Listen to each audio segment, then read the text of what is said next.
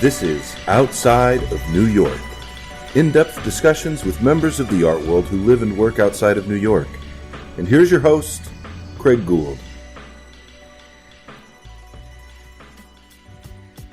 Benito Huerta is an artist and a professor at the University of Texas at Arlington, where he has been director and curator of the gallery at UTA since 1997. Huerta received a B.F.A. at the University of Houston and his master's at New Mexico State University. He was co-founder, executive director, and emeritus board director of Art Lies, a Texas art journal. As a curator, he has organized surveys and retrospectives of Mel Chin, John Hernandez, Luis Jimenez, Dalton Maroney, and Celia Alvarez Munoz. As a painter, Huerta specializes in large-scale oils that utilize pop culture and historical art references to explore the juxtaposition of death and beauty. In addition to painting, Huerta also creates three-dimensional work. He has completed public works projects which include DFW International Airport, the Mexican-American Cultural Center in Austin, Dallas Area Rapid Transit, Houston Metropolitan Transit, and Fort Worth South Main Street Public Art Project. In 2002, the Dallas Center for Contemporary Art awarded Huerta with its Legends Award.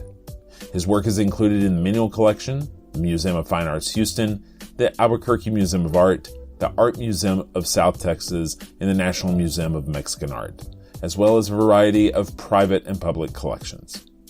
I recently sat down with Benito at his home studio near the UTA campus, where we discussed growing up in Corpus Christi, decades in curation, beauty, death, chalupas, and booking the Rolling Stones.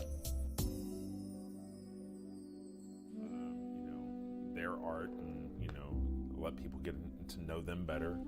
And I just find like sitting down and talking to somebody is far more organic than trying to, buttonhole somebody for 5 minutes at an opening or something. It's right. Some of those things are really, really awkward social situations, right? Right. And I really appreciate you being willing to sit down and talk today.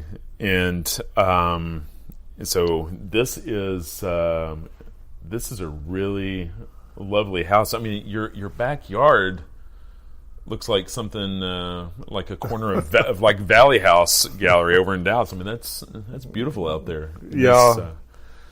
It was interesting when before I actually moved up here, the chair of the department suggested these realtors, and it turns out it was a husband and wife, and the wife was an alumni of UTA and an art student. And they had me going on a tour of houses to look at, and they said, well, we know the perfect house for you. Right. And they said, but it's the last one we're going to show you. So I spent the whole day in the first house. It was actually pretty good on their part, because the first house that they showed me was kind of a more traditional suburban home where everything revolved around the den, where the TV was, and the kitchen was like an open kitchen to the, and it was half the lot. Well, it was actually, this is 2 lots, and it was just 1 lot, and it had a 2-car garage that could have been turned into a studio. Right. So, and the price was actually the same as this. Right. And so after that, it was the prices got lower, but the houses got smaller. And there's one interesting house that was kind of modern, but the rooms were really small. Right. But it was by a creek. I thought this was kind of unique, but I felt like I was just going to outgrow it pretty quickly. Right. And then we came to this house, and I took a look at it, and I said, I can't afford this. Right. Because I'm not even knowing what the price was. I just thought I could. And then I walked in and then saw how big the yard was, and how big the house was, and my previous place in Houston was a storefront. It was 1,000 square feet, and it had no yard, Right. hardly any windows. And it's literally a storefront. So right out there's two main windows out to the street, and there was literally a sidewalk, parallel parking in the street. Wow. And right next door was 11th Street Cafe, which was frequented by a lot of people, as well as people that I knew. And and that was pretty modest. I mean, it was not modest in size, but it was modest in cost. And I came to this, and then I went back to Houston, and I talked to friends, and they said, well, you could walk away from it if it doesn't work out, and then I realized, I said, oh, I forgot, I got a job here. Your job is like a stone's throw from here, right? Yeah, it's just 5 minutes away. Right. But I wanted to be close to the university because as a curator, I travel a lot doing studio visits around the state with artists that I'm interested in showing, or actually I've picked them already. Right. And then I want to select work. And then as an artist, I already knew that Arlington was kind of a sleepy kind of community. And if I really wanted to go to do things, I had to go to Fort Worth and Dallas. And I felt, well, I could just do more work as a result. So I did a lot of partying when I was in Houston. So I needed to really concentrate on the work a little bit more. Right. So, and not that I wasn't, but it was just, I just feel like the partying could just kind of take over your life. Yeah. And so, before we turned the mic on, you were mentioning that the house originally didn't have this studio space. Right. And this studio space dates to about 13 years ago? Is that it? Yeah, 13 years ago. And this, what is this, about 1,400 square feet? No, it's actually smaller. It's probably actually close to almost 1,000 square feet. Okay. So. But I think maybe it's the high ceilings that makes it feel right. And in Houston, the storefront that I lived in had 11-foot high ceilings. right. The front had a drop ceiling that I took out and then put some ceiling fans, and it made a big difference, especially if the air conditioning unit went out in the front. Right. It just got really hot. Geez. And so when I was working with a friend of mine who was an architect, who was still an architect in Houston, I wanted at least 11-foot high, wall to work on. Sure. And so the stretcher, or not the stretcher, but the easel that I built, which is basically 2x4s against the wall, it mimics what I had in Houston. So I could do large scale paintings and move them around, up and down, sideways, whatever. So. Right. Except that the studio is getting smaller, because when I first moved in here, up against the other that wall over there facing you, that as you see on the floor, there's a lot of works on paper, prints that are framed, and as I keep making artwork and then doing shows, I frame things, and then usually about a half to 2/3 of the works comes back, because either the other part sold. Yeah. Or that got left behind with a gallery to, keep in storage so they could show other people. So you keep losing workspace to storage space. Yeah. So it's a problem that a lot of artists have. Right. Well, I'm glad I'm not a sculptor. Oh, right.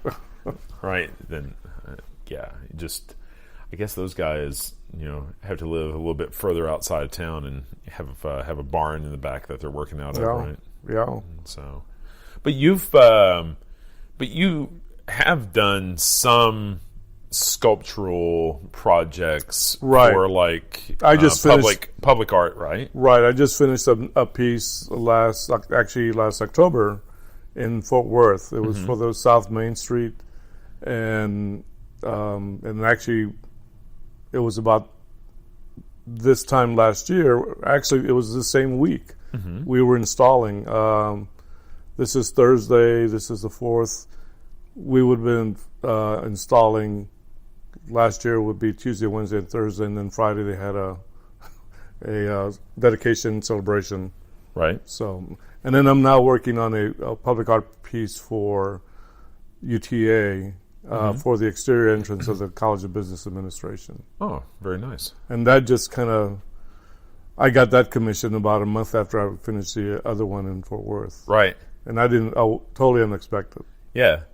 Well, my impression of those public art commissions is that it's a great gig to get into. Mm-hmm. That, but it's, it's kind of it's a gated sort of thing. Like, they want commission folk, like, to qualify for the commission, you kind of need to have done something before. Right. But once you're qualified, you're kind of in, you're now in a group that, that can actively participate in these commissions, and that, a lot of these civic projects and, maybe like, new construction of buildings, they'll set aside a percentage. It's typically, I want to say it's usually 1%. It's anywhere nowadays. It's between 1% to 2%, depending on the municipality. Right. Fort Worth, it's like 2%. Dallas is, I think, still 1%. Houston's 1.75%.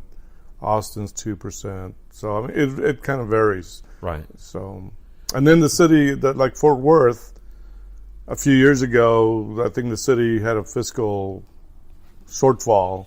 And so the public art program had to cut back to 1% temporarily. Right. And I think they're back to their 2%.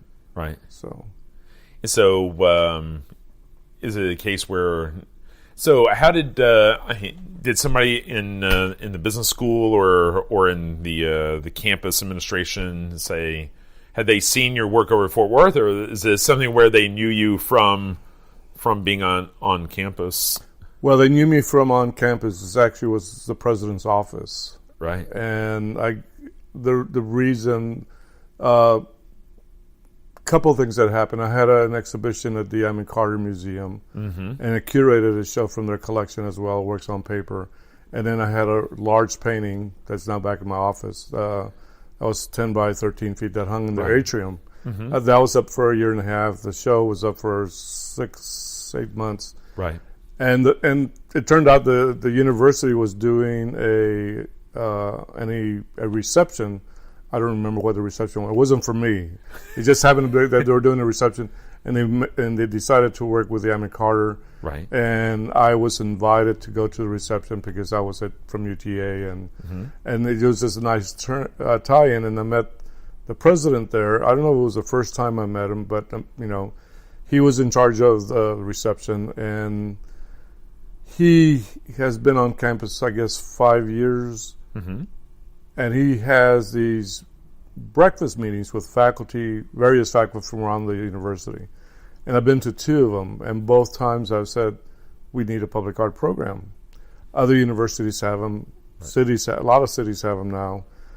And in this particular case, that was it was either late September, early October. And that's why I say about a month later, in the beginning of November, I got an email from his office, and he and the vice president of facilities and operations wanted to meet me in front of the College of Business Administration mm-hmm. at 8 o'clock on a Friday morning, which is the slow day for a university. Not many classes. And I jokingly told my wife, I think they might be wanting to fire me. They don't want nobody around, and they want me close to the art department. So turns out I got there, and then the chair of our department, Robert Howard, showed up mm-hmm. Before they did and said, I think this is about a public art project. And then a few minutes later, we met the president and John Hall, the vice president, outside, and basically asked me to commission me to do an art piece for the exterior entrance of the College of Business. And this is the second time that a faculty has been commissioned to come up with a public art project for UTA. In recent times, the previous president, Spaniola, asked Darrell Lauster, who was trying to get a public art program started. Right. So maybe they're trying to shut us up. I don't know. Right. But that's what I'm working on right now. Yeah. And the drawings are at the structural engineer, mm-hmm. and we're hoping to install before the spring semester starts. Right. So.